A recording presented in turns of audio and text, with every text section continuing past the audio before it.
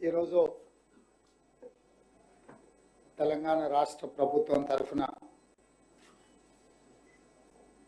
మహాలక్ష్మి ద్వారా 500 రూపాయలకే పేదలకు సిలిండర్ సరఫరా, అదేవిధంగా పేదల ఇంటి అవసరాలను వాళ్ళ ఇంట్లో వెలుగులు నింపాలని 200 యూనిట్ల వరకు గృహజ్యోతి పథకం ద్వారా వాళ్ళ ఇళ్లకు ఉచితంగా కరెంటు ఇవ్వాలన్న నిర్ణయం సెప్టెంబర్ 17, 2023 రాజీవ్ గాంధీ ప్రాంగణం తుక్కుగూడలో శ్రీమతి సోనియా గాంధీ గారు అభయహస్తం పథకాల ద్వారా 6 గ్యారెంటీలను తెలంగాణ రాష్ట్ర ప్రజలకు అంకితం ఇవ్వడం జరిగింది.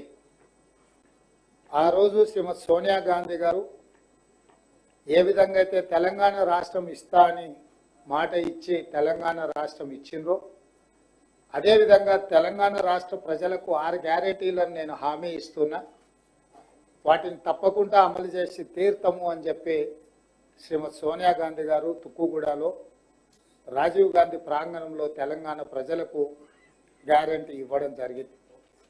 ఆ గ్యారెంటీలను నమ్మి ప్రజలకు శ్రీమతి సోనియా గాంధీ గారి మీద ఉన్న నమ్మకం, విశ్వాసంతో డిసెంబర్ 3 నాడు కాంగ్రెస్ పార్టీకి అత్యధిక మెజారిటీ ఇచ్చి ప్రజాప్రభుత్వాన్ని ఏర్పాటు చేయడం జరిగింది.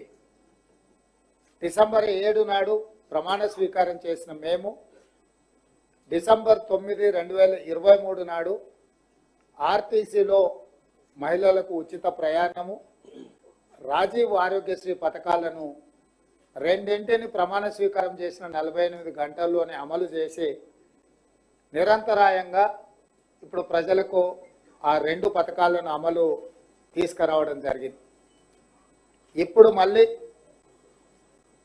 రాష్ట్ర ప్రభుత్వం ఆర్థిక వెసులుబాటును అంచనా వేసుకొని నిజమైన లబ్ధిదారులకి పథకాన్ని అమలు చేయాలన్న ఆలోచనతోటి ప్రజాపాలన పేరు మీద గ్రామ సభలు నిర్వహించి ప్రజల దగ్గరికి వెళ్ళి గ్రామాలలో ఈ పథకాలకు అవసరమైన అర్హుల నుంచి వాళ్ళ నుంచి అప్లికేషన్స్ తీసుకొని వాటిని క్రోడీకరించి అర్హులైన నిజమైన లబ్ధిదారులకు ఈరోజు 200 యూనిట్ల వరకు గృహ అవసరాలకు ఉచిత విద్యుత్తు, అదేవిధంగా 500 రూపాయలకే సిలిండర్ కార్యక్రమాన్ని ఈరోజు లాంఛనంగా ప్రారంభించుకుంటున్నాం.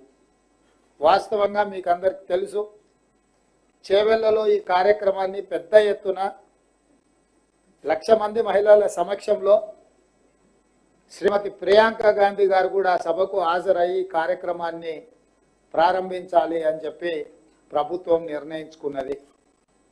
కానీ నిన్న మహబూబ్ నగర్ జిల్లా స్థానిక సంస్థల ఎమ్మెల్సీ ఎన్నికల ప్రకటన రావడము, పాత ఉమ్మడి మహబూబ్ నగర్ జిల్లాలో ఉన్న మండలాలు వివిధ జిల్లాలలో ఉండడం వల్ల ఎన్నికల కోడ్, ఎన్నికల నిబంధనలు అడ్డు రావడంతో చేవెళ్లలో ప్రారంభించాలనుకున్న ఈ కార్యక్రమాన్ని ఈరోజు సచివాలయానికి మార్చి ఇక్కడ మా అందరి మంత్రులు, శాసనసభ్యులు, శాసనమండలి సభ్యులు, ప్రభుత్వ అధికారులు, హైదరాబాద్ మేయర్తో సహా చాలామంది కార్యక్రమంలో హాజరయ్యి ఈరోజు లబ్ధిదారులకు లాంఛనంగా ఇక్కడ ఈ కార్యక్రమాన్ని ప్రారంభించుకుంటున్నాము. మీకు అందరికీ తెలుసు, కట్టెల పొయ్యితో కష్టాలు పడుతూ కన్నీళ్లు పెడుతున్న ఆడబిడ్డల కోసం దీపం పథకం ద్వారా కష్టాలు తీరవడానికి ఆనాడు శ్రీమతి సోనియా గాంధీ గారే పేదలకు గ్యాస్ స్టవ్ సిలిండర్ ఇవ్వాలన్న ఒక గొప్ప పథకాన్ని ఆ రోజు యూపీఏ ప్రభుత్వం తీసుకొచ్చింది.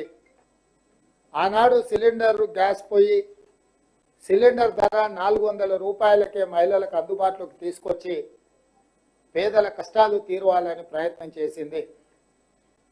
కాంగ్రెస్ పార్టీ తర్వాత అధికారంలోకి వచ్చిన భారతీయ జనతా పార్టీ, నరేంద్ర మోడీ గారు దాదాపుగా సిలిండర్ ధరను 1,200 రూపాయలకు తీసుకెళ్లడం జరిగింది. ఆ ధరను తగ్గించాలన్న ఆలోచన రాష్ట్ర ప్రభుత్వం చంద్రశేఖరరావు గారు ఏ రోజు ఆలోచన చేయలే. కేంద్ర ప్రభుత్వం పెంచినా కొద్దీ తనకు కూడా జిఎస్టీలో ఆదాయం వస్తుంది, ఇతర ఆదాయాలు వస్తాయని ఆదాయ వనరుగా మాత్రమే చూసిండు తప్ప ఏదైనా సబ్సిడీ ఇవ్వడం ద్వారా సిలిండర్ ధరను తగ్గించాలన్న ఆలోచన ఆనాటి ముఖ్యమంత్రి గత ప్రభుత్వం ఎప్పుడు కూడా చేయలేదు.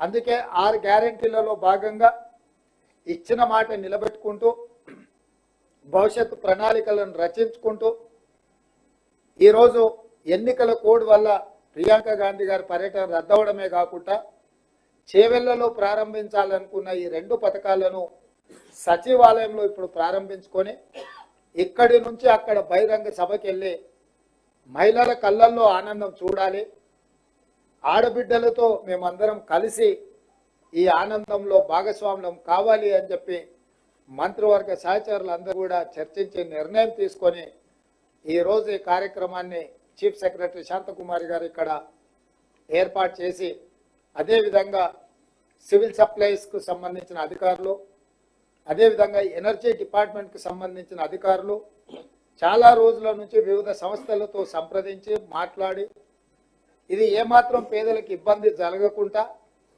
పేదలకి పథకం సులువుగా చేరే విధంగా వాళ్ళు అన్ని రకాల చర్చలు జరిపి కేంద్ర ప్రభుత్వంలో అమలు జరుగుతున్న పథకాల నుంచి వివిధ రాష్ట్రాలలో పనితీరును కూడా గమనించి అధికారులు పేదలకు వెసులుబాటు కలిగే విధంగా పేదలకి పథకం సులువుగా చేరే విధంగా విధి విధానాలను నిర్ణయించి ఈరోజు ఈ పథకాన్ని ప్రారంభిస్తున్నాము. ఈ ప్రారంభోత్సవంలో మంత్రివర్గ సహచరులతో పాటు పాత్రికేయ మిత్రులు, పేదలు కూడా కొంతమంది లబ్ధిదారులు ఇక్కడికి రావడం జరిగింది. ఇది ఒక మంచి కార్యక్రమం. ఇంతకుముందే ఉప ముఖ్యమంత్రి గారు చెప్పారు, ఆర్థికంగా చాలా ఇబ్బందులు ఉన్నా, ఆర్థిక సంక్షోభాన్ని రాష్ట్ర ప్రభుత్వం ఎదుర్కొంటున్నా శక్తి కూడగట్టుకొని దుబారా తగ్గించి ఎక్కడ పడితే అక్కడ అనవసరమైన ఖర్చులు గత ప్రభుత్వం మన మీద పెట్టిపోతే వాటి అన్నిటిని కూడా తగ్గించుకుంటూ ఆర్థిక నియంత్రణ పాటించుకుంటూ పేదలకు సంబంధించిన సంక్షేమ పథకాలు రాష్ట్రం యొక్క అభివృద్ధి కోసం ఒక క్రమ పద్ధతిలో క్రమశిక్షణతో నిధుల కేటాయింపులు చేపట్టి ఈ కార్యక్రమాలు తీసుకుంటున్నామని చెప్పి ఉప ముఖ్యమంత్రి గారు చెప్పడం జరిగింది. నేను కూడా రాష్ట్ర ప్రజలకు మీడియా మిత్రుల ద్వారా ఒక మాట చెప్పదలుచుకున్నాను. మా ప్రభుత్వం నిబద్ధతతో ఉన్నది. ఆర్థిక నియంత్రణ పాటించుకుంటూ ఎన్నికల్లో ఇచ్చిన 6 గ్యారెంటీలను తూచా తప్పకుండా 100% అమలు చేయడానికి కట్టుబడి ఉన్నది. ఎవరు ఎన్ని తప్పుడు ప్రచారాలు చేసినా, ఎవరు ఎలాంటి మాటలు మాట్లాడినా పిల్లి శాపనార్థాలకు ఉట్టి తెగిపడదు అన్నట్టుగా తండ్రి కొడుకులు కానీ మామ అల్లుడు కానీ ఇది జరగకపోతే బాగుండు, అది ఇవ్వకపోతే బాగుండు, ఇట్లాంటి ఆలోచనతో ఎన్నో రకాల ప్రయత్నాలు చేస్తున్నారు, ప్రచారాలు చేస్తున్నారు. ప్రజలు ఎవ్వరు కూడా వాళ్ళని నమ్మడం లేదు, విశ్వసించడం లేదు. అందుకే ఈరోజు వాళ్ళు రకరకాల తప్పుడు ప్రచారాలు చేసే ప్రయత్నం చేస్తున్నారు. ఏది ఏమైనా శ్రీమతి సోనియా గాంధీ గారు మాట ఇచ్చిండ్రు అంటే మాట తప్పని మడమ తిప్పని నాయకురాలు శ్రీమతి సోనియా గాంధీ గారు. వారు ఏదైనా మాట ఇచ్చిండ్రంటే అది శిలాశాసనం. ఆ శిలాశాసనాన్ని చరిత్రలో సువర్ణ అక్షరాలతో లిఖించదగే విధంగా మా ప్రభుత్వం అమలు చేసి తీరుతుంది.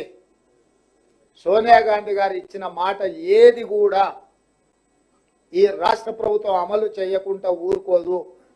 తప్పకుండా శ్రీమతి సోనియా గాంధీ గారి మాట నిలబెట్టి వారి గౌరవం పెంచే విధంగా ఈరోజు దేశంలోనే తెలంగాణ మోడల్, తెలంగాణ నమూనా ప్రభుత్వాన్ని మేము ఇస్తాము అని చెప్పి కాంగ్రెస్ పార్టీ గొప్పగా చెప్పుకునే విధంగా తెలంగాణ రాష్ట్రంలో సంక్షేమ పథకాలను అమలు చేసుకుంటూ రాష్ట్రాన్ని అభివృద్ధి పదం వైపు నడిపించే బాధ్యత మేము తీసుకుంటున్నాము. ఈ కార్యక్రమంలో మీడియా మిత్రులను కూడా కలిసి రావాల్సిందిగా, సహకరించాల్సిందిగా ఈ సందర్భంగా మీకు అందరికీ నేను విజ్ఞప్తి చేస్తున్నా.